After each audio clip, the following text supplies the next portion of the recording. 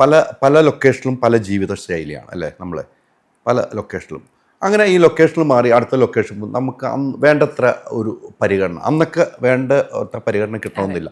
അങ്ങനെ ഒരു അനുഭവം ഒന്ന് ഓർക്കൂ. പരിഗണന കിട്ടാത്ത സ്ഥലത്ത് ഞാൻ പോയിട്ടുണ്ട്, പടം ചെയ്യാതെ പോയിട്ടുണ്ട്. എന്തുകൊണ്ടാണ് അങ്ങനെ അവർ പെരുമാറിയെന്ന് പിന്നെ ചിന്തിച്ചിട്ടുണ്ട്? അല്ല, എനിക്ക് എപ്പോഴും ഞാൻ ഈ പറഞ്ഞ പോലെ എനിക്ക് പണത്തിനോ ഒന്നും ഞാൻ പ്രാധാന്യം കൊടുക്കാറില്ല.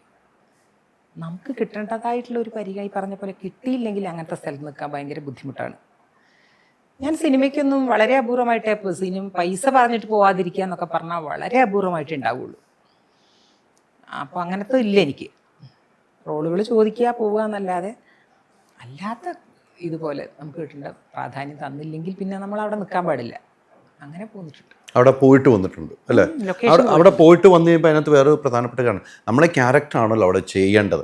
അതെ, അപ്പം നമുക്ക് ആ പരിഗണന തരേണ്ട ബാധ്യത അവരാണ്, എന്നാലും നമുക്ക് നിൽക്കാൻ പറ്റുള്ളൂ. അത് സത്യമാണ്. പക്ഷെ നമ്മൾ ഇട്ടിട്ട് വരുമ്പം അവർ പ്രതിസന്ധിയിലാവുന്നു. ആയി പക്ഷെ ആ ഡയറക്ടറുടെ സിനിമ പിന്നെ ഒരിക്കലും എന്നെ വിളിച്ചിട്ടില്ല. അത് എനിക്കും കൂടെ ഞാൻ തെറ്റ് ചെയ്തു അവിടെ, സത്യം പറഞ്ഞാൽ. അപ്പം അവിടുന്ന് ഇറങ്ങാൻ പാടില്ല, നമ്മളത് പറയണം. പക്ഷെ അതെങ്ങനെ പ്രതികരിക്കണം എന്നറിയാത്തതുകൊണ്ട് പോന്നിട്ടുണ്ട്. വിനയേട്ടൻ്റെ ലൊക്കേഷനിലായിരുന്നു അത് പോന്നിട്ടുള്ളത്.